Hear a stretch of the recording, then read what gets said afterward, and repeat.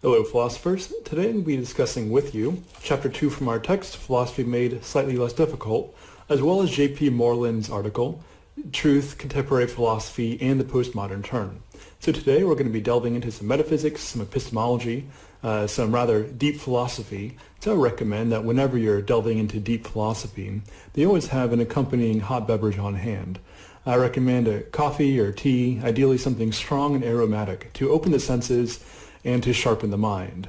Tonight I decided to go with an Earl Grey, although feel free to utilize any appropriate beverage of your choice. Alright, so let's go ahead and get into the second chapter from Philosophy Made Slightly Less Difficult, dealing with the question of what is real. This chapter primarily deals with the relationship between universals and particulars. And I think as a way of introduction to this chapter, it would be helpful to draw continuity with the previous lecture and remind you of Plato's theory of the forms. Now, if you recall from last time, or even if you don't, Plato believed that above this world of change, of sense experience, is the world of the forms, which I'll start referring to as universals so that I maintain consistent language throughout the rest of this lecture. And so, in this world of universals, you have ideas, attributes, things such as humanity, hoarseness, treeness, redness, greenness, even virtue, goodness. Basically, anything that can be used to describe, or rather, better yet, anything that can be attributed to objects in the world of sense experience exists abstractly as these universals, so that you are a human if you participate in the universal of humanity. An apple is red because it participates in the universal of redness. And so the universals are called universals precisely because they transcend particulars and can apply to, and theoretically, infinite number of things that happen to instantiate the universal. And so the same universal of redness can apply to every red thing. Thus it is universal rather than particular. A particular thing can only be that thing. If you'll recall, our text previously discussed the law of identity, that a thing is that thing and not another thing, which I know that sounds terribly profound, but it actually is, right? A particular is a particular thing. It is not something else. And so a universal can be instantiated in multiple particulars, but a particular can only be instantiated in itself, because it is an instant. So Plato is what is known as a realist, because he believes that there is a reality, hence realist, there is a reality which transcends the human knower and even transcends the physical world. That is, reality is this metaphysical system of true propositions that is apprehended by the mind. And we'll come back to this a little bit later when we look at Moreland's article. But for now, this is realism. Realism maintains that reality fundamentally transcends the physical world, that reality is this metaphysical system of true propositions based on ideas, that is, universals, which stand above our own sense experience of particulars. And so there is a real thing such as redness. There's a real thing such as humanity. There is a real thing such as the family, that these are not just constructions, but these are grounded in a metaphysical set of true propositions. And we have no right to fiddle around with these propositions, even if we struggle to put them into language. They are true regardless of what we have to say about them. There is a fundamental metaphysical reality, hence realism. Reality, realism. All right, now the alternative approach from realism is what's referred to as nominalism. Now, nominalism rejects this metaphysical reality and says that all we have are particulars. And then when we construct sets, that is, when we group things together as red things, as human things, as family things, these are all arbitrary, perhaps culturally constructed sets. but that there is no inherent reality. There is no objectively true, universally, metaphysically true propositions regarding what redness is, what humanity is, what the family is, what gender is. All of these things, they would say, are simply constructed by the individual, or perhaps more commonly by cultures.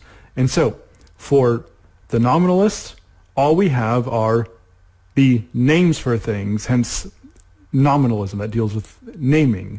And so all we have are the names that we arbitrarily apply to particular experiences. And of course, if you've been following along so far, you can see that nominalism is most certainly the view of our current era. And it's what lies behind the idea that truth is just a social construct. And so a statement is considered true, not because it corresponds with an objective, universal, metaphysical reality, but a statement is considered true simply if it fits within that system of language. And so truth becomes relative, if not to the individual, then at very least to the culture, to that language group. And this isn't even just limited to different languages in the broad sense, like English, Spanish, French, whatever, but even within a single language, it would be a nominalist idea that says you cannot understand somebody else's truth unless you experience what they experience. And this is where we get some of the identity philosophies that are quite popular today. Right? It's related to this idea that truth is relative to a thought structure rather than relative to a metaphysical universal reality. But nominalism ultimately fails the coherence test. And I'm pretty convinced of this. I actually was having a Twitter discussion with some philosophers earlier today that nominalism ultimately hits the same basic flaw as Protagoras, right? Because the nominalist says that there is no objective universal truth. You simply have truth relative to experience or belief systems or language systems. And so the scope of nominal truth can be expanded or narrowed depending on who you're talking to, but ultimately it comes down to some form of relativism, either an atomized individualistic relativism or a cultural relativism. But then, as soon as you say it is true that truth is relative to the individual or truth is relative to the culture, you're making a universal truth claim that you believe applies to all people. Meaning, if I say it is universally true that truth is relative to a particular thought structure, well, now I've defeated that statement itself. That is, I'm making a universal truth that truth is not universal. That breaks the basic law of non-contradiction. Therefore, it's not actually language at all, right? It's an absurdity.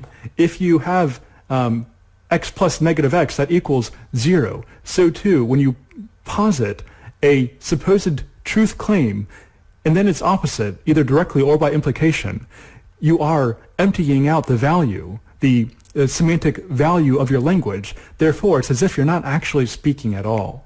And so nominalism is essentially a more sophisticated way of saying man is the measure of all things.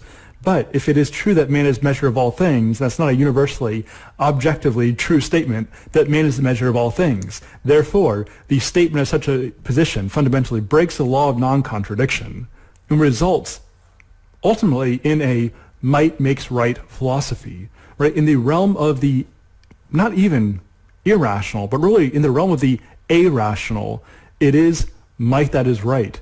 It is the lion that dominates over the gazelle. The reason why the lion is the king of the jungle isn't because it has the greatest access to truth. It's simply because it's the strongest creature. So too, in a radically nominalist culture, it is simply the one who is able to wield the biggest club, perhaps physically of sorts, but perhaps politically or socially or culturally. It is the one who is able to wield the biggest club that gets to reign supreme. Just consider how the totalitarian regimes of the 20th century operated. They did not appeal to higher universal realities to prop up their regime. In fact, that would fundamentally cut against the idea that the state itself is supreme. There is no transcendent reality. And in fact, I want to show you a couple images here to illustrate this point on an architectural level, because these philosophies pervade the entirety of human being in the world, including art, the aesthetic. And so let's take a look at these pictures. Okay, so on the left we have architecture in Prague from the classical Christian era, and notice how all the roofs are pointed upward, and these buildings are surrounding this cathedral with its jutting steeples, and everything about the architecture is pointing the direction upward, obviously physically, but more significantly metaphysically. There is a transcendent beauty that we're being directed to from the buildings themselves. Now compare that with the picture on the right. Now here we have architecture from after the communist takeover, and so this architecture is very bland. It's not beautiful. And notice the flat roof as opposed to the picture on the left. And that's because they want to put a ceiling on human experience. They don't want you to be drawn to the transcendent, but they want you to be essentially, pushed down by this flat, bland architecture so that you simply live in the world of particulars. It is in the nominal society that the state, that force, reigns supreme, whereas in a rational culture it would be the one with the greatest access to truth that reigns supreme. This is, of course, why Plato discussed the ideal of a philosopher king. That is, we should be ruled by one who understands the true, the good, the beautiful, not who just speaks of a relativized, personal truth, but one who is able to speak of the truth, of the reality as it is, because it's as we understand and submit to truth that we live authentic human lives, and thereby actually flourish. Right? Because, remember, as I talked about last time, when we fulfill our telos, when we fulfill our form, well, that's when we thrive. This gets at the Greek idea of eudaimonia, something like the blessed life, that when we live as we are designed to live, that is when we flourish. That's when we experience true joy, not just temporary sensory happiness, but true joy, living in conformity with what we fundamentally are.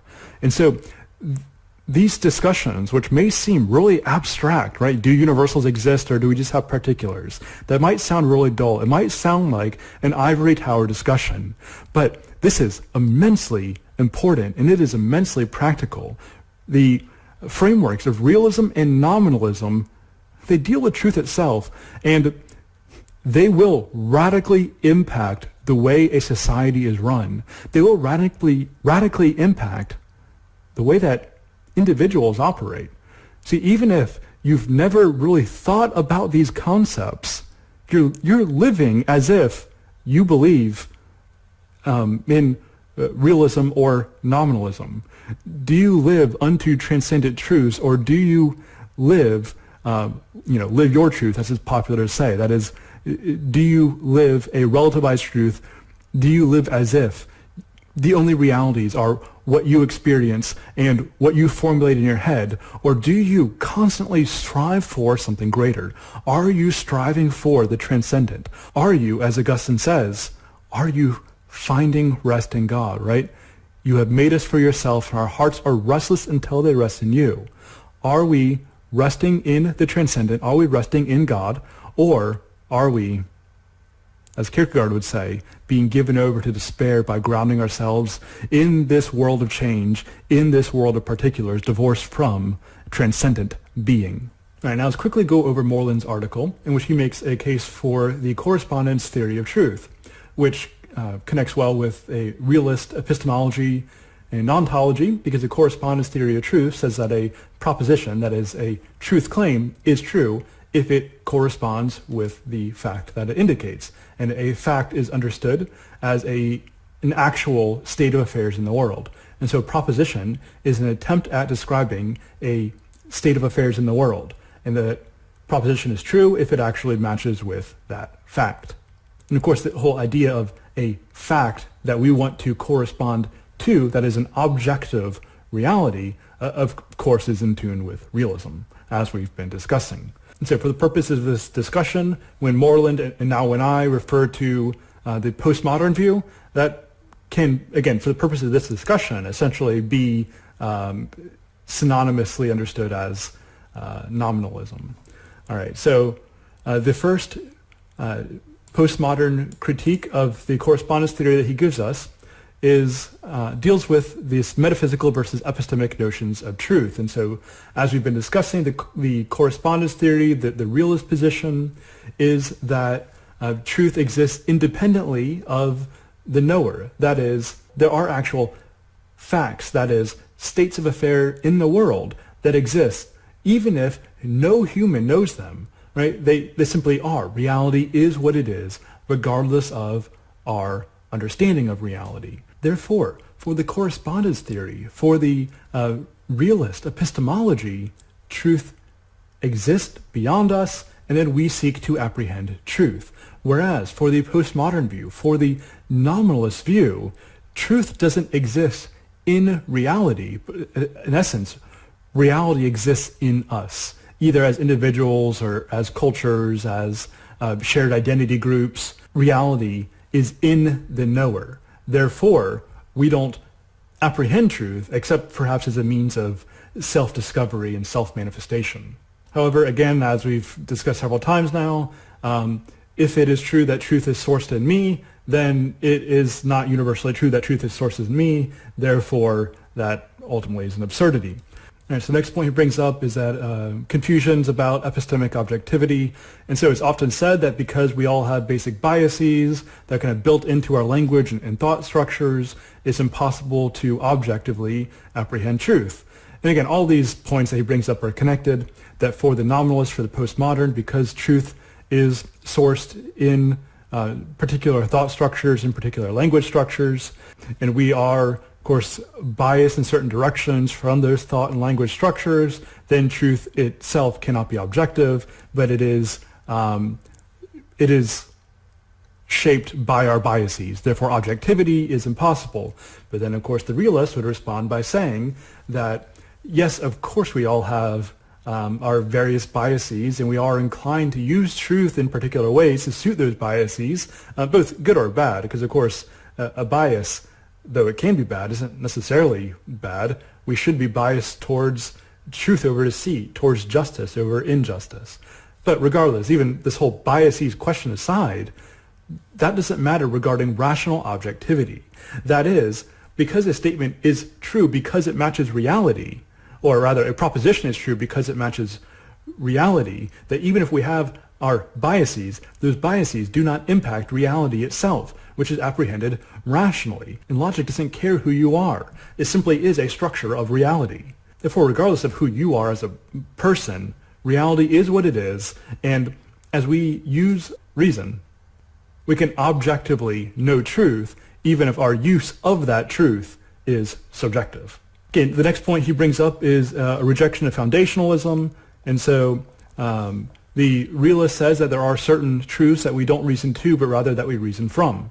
And I would venture to say that the belief in objective reality is one of those basic beliefs that we don't reason to, but we must reason from. And of course, even the postmodern does this. They just deny it, right? This is whenever they say nominalism is true, postmodernism is true, relativism is true, they're making a universal claim because they can't help but to assert a reality, or perhaps a better way of saying that is a reality cannot help but to assert itself, even through broken and contradictory speech.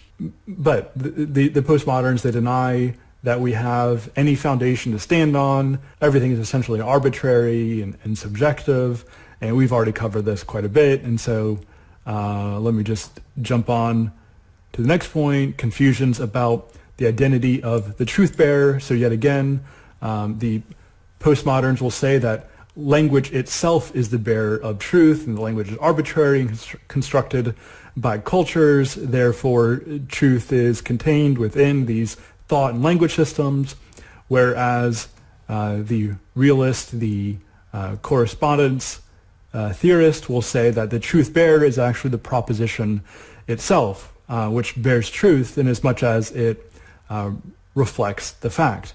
And now, a point of clarity that perhaps I haven't made clear yet is that a proposition is not the same thing as a statement, as a sentence. A proposition is an attempt to describe a state of affairs. That is an attempt to indicate a fact. Our language itself is, at least mostly, arbitrary, meaning we call this a microphone. We could call it a bloopy blop, and then that's what we would refer to this as. But the state of affairs that is what we call the microphone would not itself change. And so language is somewhat arbitrary, but what language describes, that is the state of affairs, is not arbitrary. It is universal and it is fixed in reality. And so when I refer to a proposition, I'm referring to an attempt at describing a state of affairs, which is not precisely the same thing as language itself. So language may be arbitrary. This could be a boopity blop, but me calling this something else does not change the state of affairs that describes this reality. And so a proposition is the truth bearer which seeks to actually bear the truth, that is, appropriately signify the fact, that is the state of affairs. So the last point he brings up is confusions about perception and intentionality. And so here I'm going to begin with the postmodern perspective and then give the realist response, the correspondence theory response. It's interesting here that he draws a connection between postmodern theory and Descartes, because of course Descartes was very much a foundationalist. Remember, he was seeking objectivity by arriving at an indubitable truth that then he could base his entire theory of knowledge off of. And of course this ended up being the truth that he exists. Well, anyways, that aside, Descartes has what's here referred to as the idea theory. So he believed that we do not have direct access to objects as they exist in the world, but that our ideas are the impassable mediation between the objective world and ourselves. And so we sense objects in the world, and then we get an idea of these objects based off of our sense experience. And this would be a train of thought that would continue throughout the era of philosophical modernity. But the point is that for Descartes, we do not have direct access to the world as it is. We only have access to our thoughts about the world, our ideas about the world. Well, for the postmoderns, we perhaps don't even have that. We're one more step removed away from the world as it is than Descartes was, because under the postmodern theory, we only have access to our language, which shapes the way we think about our sense perceptions. And so because language shapes our ideas about the world, and we can't get beyond our language, we can't meaningfully speak of truth outside of the construct of our language. And so again, we see that because language is arbitrary, ultimately truth becomes somewhat, actually not even somewhat, truth becomes entirely arbitrary, as it is simply a proposition that exists within this arbitrary system of communication. Well, this is contrasted with critical realism, which says that we actually do have direct knowledge of the world as it is. And so redness is not a social construct. Redness is an attribute of, say, an apple. That's the example that we're given in his text. And so in critical realism, the object presents itself to the knower. The redness of the apple evokes being appeared to redly as the tool that the knower uses to recognize the apple. Now, in our textbook, The Philosophy Made Slightly Less Difficult, I didn't really talk about this, but the authors go into it, the difference between accidental and essential properties. And so an essential property is something that a substance has to have in order to be that thing, whereas an accidental property is something you can change out, but it's not going to change the fundamental nature of what something is. I mean, so hair color can be an accidental property, meaning it's not that I have it by mistake, but what it means is, I could change my hair color and I would still be fundamentally what I am.